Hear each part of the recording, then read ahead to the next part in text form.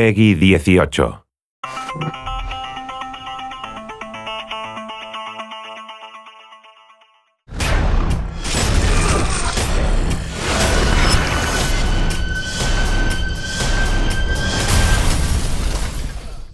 What part of the gameplay have you improved most since the first Evil Within?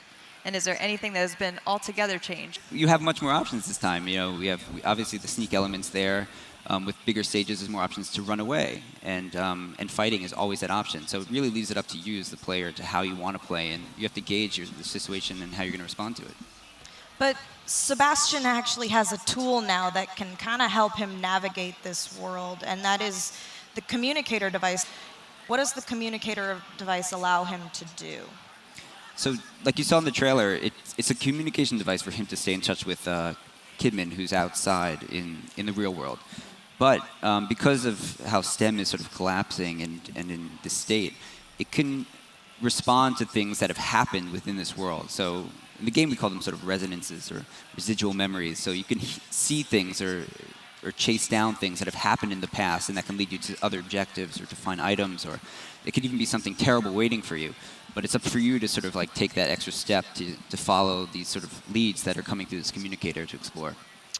Right. And in the first game, you were sort of pushed through a particular path. And in this one, the communicator allows you to have several different pathways that you could opt to take. Is there something in here that could also appeal to an action fan, or is it pure horror? So action fans will not be disappointed, but also sort of people who like slower-paced horror will also find a game that they can enjoy. The gameplay is always about sort of overcoming that horror. We rarely put you in a situation where there's nothing that you can do about that. It's always about sort of tackling that with the supplies that you have.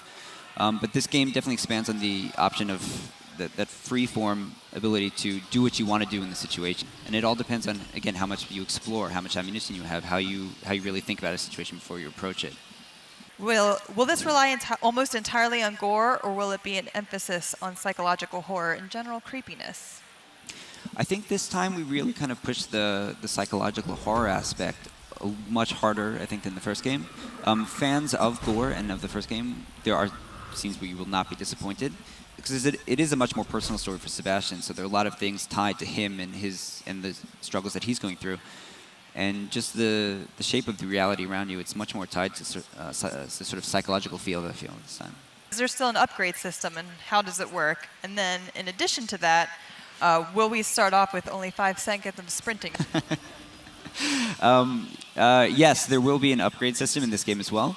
And we're not going to announce exactly what they are yet, but it's not just parameter upgrades. We have some abilities that you can unlock and sort of customize how you play a little bit. And as far as 5 seconds of stamina, I think we upped it to 6. No. But it's definitely still something you need to be concerned about when you play. But you've got to have that in. You have to have that stress, that additional stressor on top of everything else. It's like, I'm running out of breath. What am I doing here? Ultimately, that's what humanizes Sebastián and makes him a cool character that we can play. Yeah, whatever. He's pretty roughed up, though. So. Yeah, I mean...